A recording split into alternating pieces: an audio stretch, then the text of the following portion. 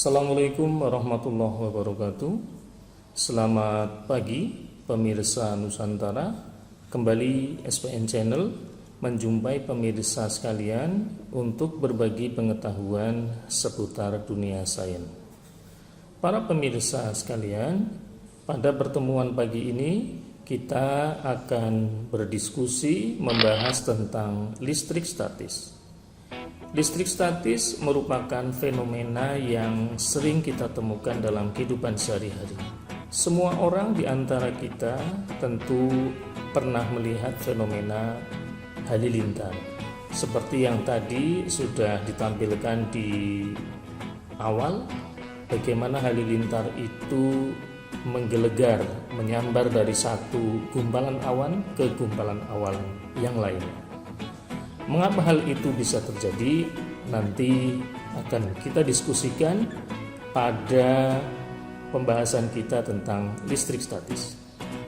Para pemirsa sekalian, pembahasan kita seperti biasa akan dibagi menjadi beberapa segmen, yaitu tujuan, pengantar, struktur atom, dan muatan listrik.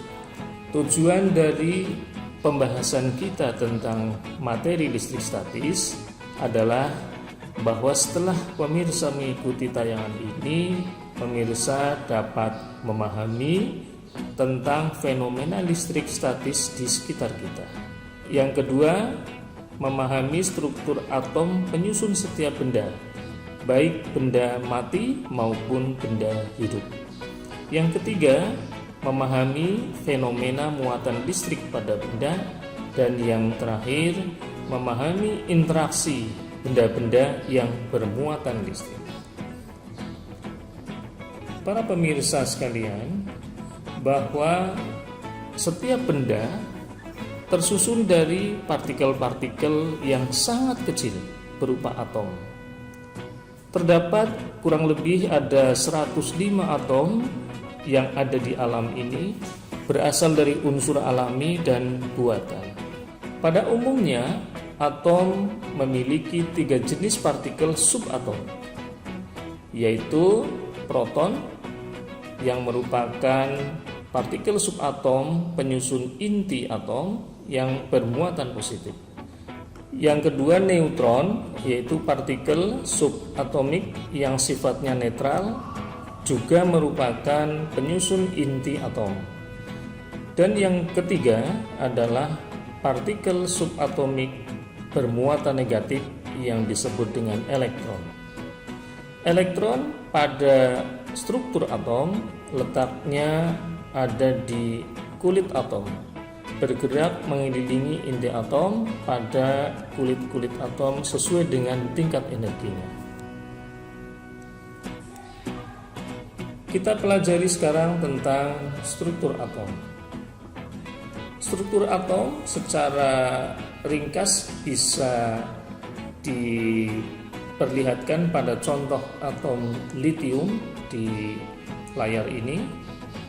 Litium merupakan atom yang memiliki massa 7 dan nomor atom 3. Nomor massa 7 ini menunjukkan jumlah partikel subatom yang ada di bagian intinya. Di dalam intinya terdapat proton dan neutron yang jumlahnya ada 7. Sedangkan 3 ini merupakan jumlah proton, artinya karena protonnya ada 3, berarti di dalam inti atomnya terdapat 4 neutron. Karena atom ini sifatnya netral, maka pada kulitnya terdapat 3 elektron yang bermuatan negatif yang bergerak mengelilingi inti atom pada lintasan-lintasan. Marilah kita lihat susunan proton, neutron, dan elektron pada animasi struktur atom litium berikut ini. Di sini penting dipahami bahwa pada atom yang netral, jumlah proton sama dengan jumlah elektron. Karena proton yang ada di dalam inti atom jumlahnya ada 3, maka jumlah elektron yang bergerak di kulit atom juga ada 3. Di sini tampak ada 2 elektron di lintasan dalam dan 1 elektron bergerak mengelilingi inti di bagian lintasan luar. Dan penting juga dipahami bahwa fenomena listrik statis itu sebenarnya adalah fenomena pergerakan elektron yang terdistribusi pada atom-atom penyusun benda. Jadi, suatu benda bisa bermuatan positif atau bermuatan negatif adalah karena terjadinya perubahan keseimbangan antara jumlah proton dan jumlah elektron. Perubahan ini diakibatkan atau disebabkan oleh perpindahan elektron-elektron dari satu tempat ke tempat lain. Sedangkan proton dan neutronnya tidak berpindah tempat, tetapi tetap ada di dalam inti atom. Baiklah pemirsa sekalian, setidaknya setelah melihat bagaimana animasi tentang model struktur atom, diharapkan pemirsa semakin paham bagaimana partikel-partikel subatom tersusun dan terdistribusi di dalam sebuah atom. Selanjutnya kita akan membahas tentang materi yang ketiga, yaitu tentang muatan listrik. Pemirsa sekalian, muatan listrik yang dimiliki oleh suatu benda sangat dipengaruhi oleh jumlah proton dan jumlah elektronnya. Suatu benda yang memiliki jumlah proton sama dengan jumlah elektron akan menyebabkan benda bersifat netral atau tidak bermuatan. Jika suatu benda memiliki jumlah proton lebih banyak dari jumlah elektron, maka akan menyebabkan benda bermuatan positif. Mengapa benda kekurangan jumlah elektron sehingga bermuatan positif? Hal ini disebabkan karena elektron-elektron pada benda berpindah tempat atau keluar dari benda tersebut. Yang ketiga, suatu benda akan bermuatan negatif apabila benda tersebut memiliki jumlah elektron yang lebih banyak daripada jumlah proton. Hal ini disebabkan karena benda tersebut mendapatkan elektron dari benda lain, sehingga jumlah elektronnya menjadi lebih banyak dari jumlah protonnya.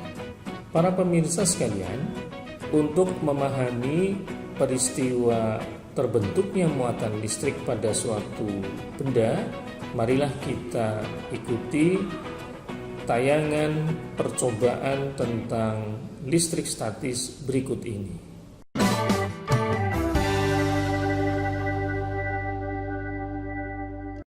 Untuk memahami fenomena listrik statis, kita akan melakukan percobaan sederhana dengan bahan-bahan yang bisa kita temukan di dalam lingkungan sekitar kita. Yang pertama adalah botol bekas air mineral, kemudian sedotan atau pipet plastik. Setelah semua bahan kita siapkan, kita coba untuk mengawalinya dengan menggosok pipet plastik ini dengan tangan kita. Ini sebelum digosok nampak tidak ada reaksi. Sekarang kita coba kita gosok dengan tangan kita. Oh ya, penting kita ketahui bahwa ketika kita akan menggosok pipet plastik ini dengan tangan kita dalam keadaan bersih, tidak berminyak, maka langkah baiknya kita cuci tangan dulu dengan sabun.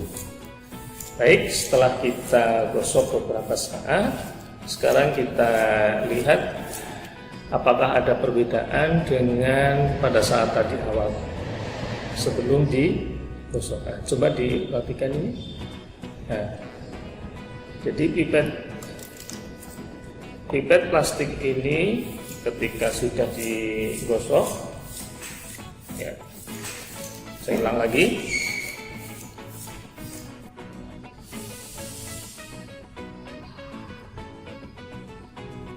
Perhatikan pemirsa, pipet ini mengejar tangan kita. Dia bergerak melingkar mengejar tangan kita.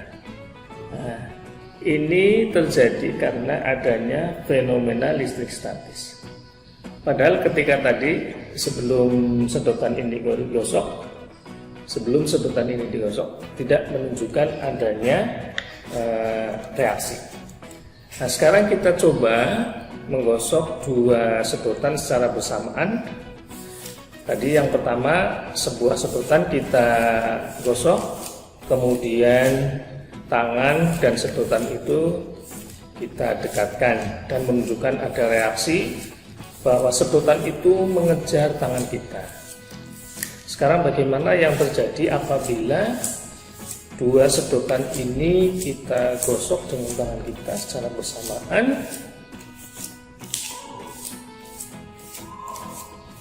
Kemudian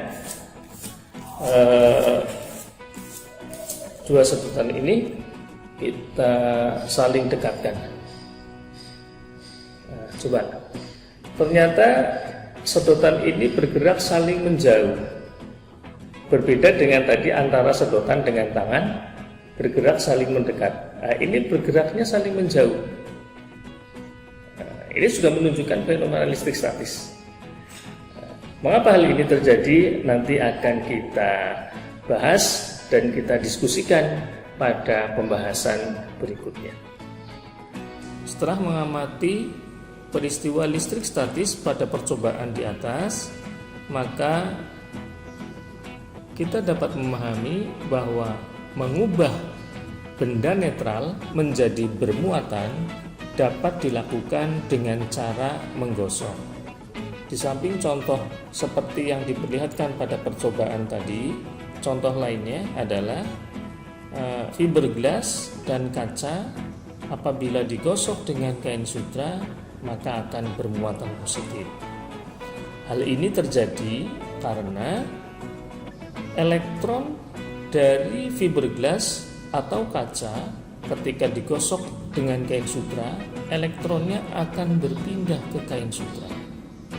Sehingga fiberglass dan kaca akan kekurangan elektron.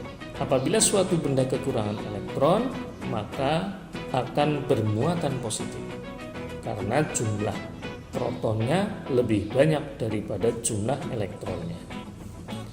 Kemudian yang kedua, ebonit dan plastik akan bermuatan negatif apabila digosok dengan kain wol. Mengapa hal ini bisa terjadi? Karena elektron pada kain wol akan berpindah kepada ebonit atau plastik, sehingga ebonit dan plastik akan mengalami kelebihan jumlah elektron, maka keduanya bisa menjadi bermuatan negatif. Bagaimanakah interaksi benda bermuatan listrik? Apabila benda-benda yang bermuatan listrik ini didekatkan dengan benda lain yang juga bermuatan listrik, maka akan menghasilkan interaksi benda bermuatan listrik. Apabila dua benda yang muatannya sejenis didekatkan, maka akan saling tolak-menolak. Contohnya ini, dua benda bermuatan positif didekatkan, maka keduanya akan bergerak semakin menjauh. Begitu juga jika dua benda bermuatan negatif didekatkan, maka akan bergerak menjauh. Sebaliknya, dua benda yang muatan listriknya berbeda akan bergerak saling mendekat.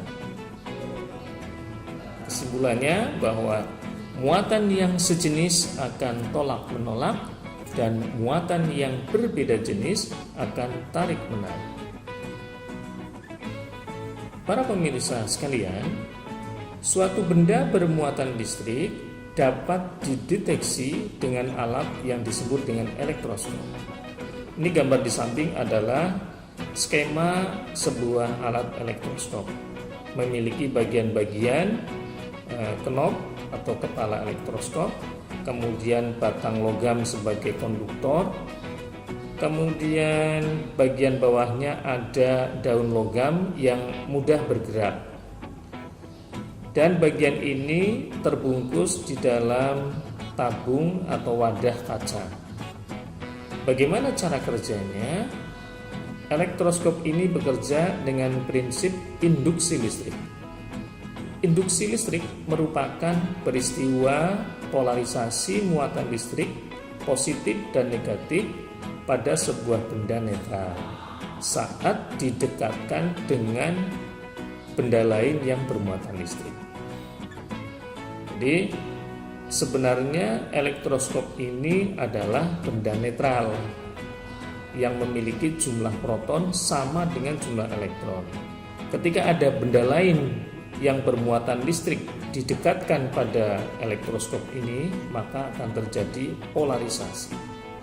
Apabila benda yang didekatkan kepada knob elektroskop ini tidak menyebabkan polarisasi, maka menandakan bahwa benda tersebut tidak bermuatan listrik.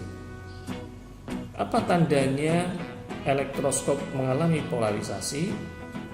Polarisasi pada elektroskop bisa dilihat pada pergerakan daun logamnya.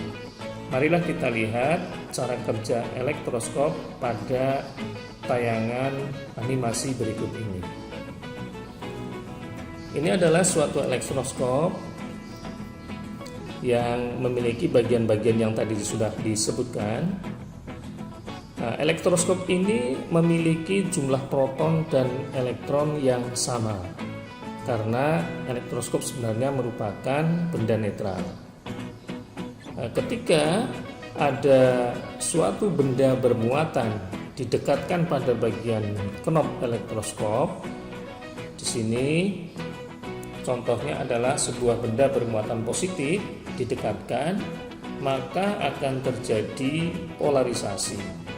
Elektron-elektron yang tadi terdistribusi secara merata pada bagian-bagian elektroskop kemudian akan bergerak mendekati benda. Kenapa? Karena muatan yang berbeda akan saling tarik-menarik, sehingga elektronnya berkumpul di bagian atas dan bagian bawahnya kekurangan elektron, sehingga daun-daun elektroskop ini, daun logam elektroskop ini memiliki muatan yang sejenis, yaitu sama-sama bermuatan positif. Hal ini akan menyebabkan daun elektroskop akan bergerak saling tolak-menolak sehingga daunnya membuka. Membukanya daun elektroskop ini menandakan bahwa benda yang didekatkan tadi adalah bermuatan listrik. Berikutnya ini elektroskop yang bermuatan netral. Bagaimana apabila elektroskop ini didekati dengan benda yang bermuatan negatif? Coba pemirsa perhatikan. Ketika elektroskop yang awalnya adalah netral, di mana antara proton dan elektronnya tersebar secara merata pada seluruh bagian elektroskop, ketika suatu benda bermuatan negatif didekatkan pada knob atau kepala elektroskop, maka elektron-elektronnya bergerak menuju bagian daun. Artinya apa? Bahwa bagian kepala elektroskop menjadi bermuatan positif karena kekurangan elektron, sedangkan bagian daun-daunnya bermuatan negatif karena kelebihan elektron. Nah, inilah yang dimaksud dengan polarisasi.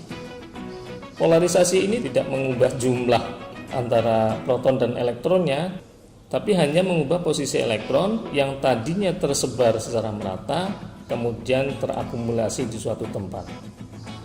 Pada animasi ini tergambarkan bahwa elektron-elektron terkumpul pada bagian daun, sehingga bagian daun ini bermuatan negatif.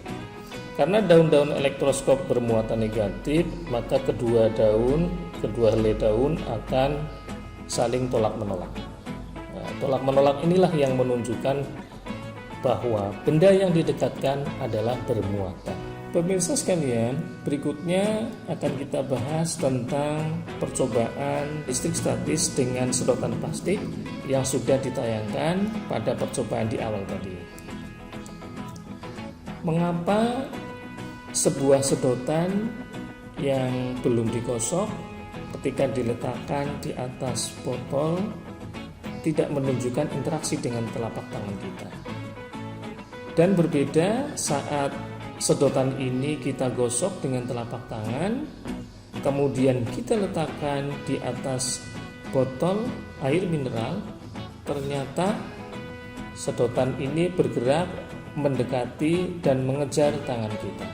Nah, ini menunjukkan bahwa sedotan dan tangan memiliki muatan listrik yang berbeda. Mengapa hal itu bisa terjadi? Pemirsa, pada saat sedotan itu kita gosok dengan tangan, maka elektron yang ada di telapak tangan berpindah ke sedotan, sehingga sedotan plastik menjadi kelebihan elektron dan bermuatan negatif, dan telapak tangan kita bermuatan positif. Oleh karena itu, ketika didekatkan terjadi interaksi saling tarik-menarik. Sebaliknya, pada saat kita menggosok dua sedotan secara bersamaan dengan telapak tangan, maka kedua sedotan ini ujung-ujungnya menjadi bermuatan negatif. Oleh karena itu, ketika sedotan ini diletakkan di atas botol, kemudian kita dekatkan dengan satu sedotan yang lain, maka kedua ujung sedotan ini memperlihatkan interaksi saling tolak-menolak. Hal itu karena keduanya memiliki muatan yang sejenis, yaitu bermuatan negatif. Itulah pemirsa pembahasan kita tentang listrik statis. Dari berbagai penjelasan yang tadi sudah disampaikan, dapat disimpulkan bahwa listrik statis adalah listrik yang tersimpan pada suatu benda. Pemirsa sekalian, demikianlah pembahasan kita. Semoga pembahasan singkat ini bisa menambah cakrawala kita tentang dunia sains, khususnya tentang listrik statis. Kita berjumpa lagi pada video berikutnya. Kurang lebihnya mohon maaf. Wassalamualaikum warahmatullahi wabarakatuh.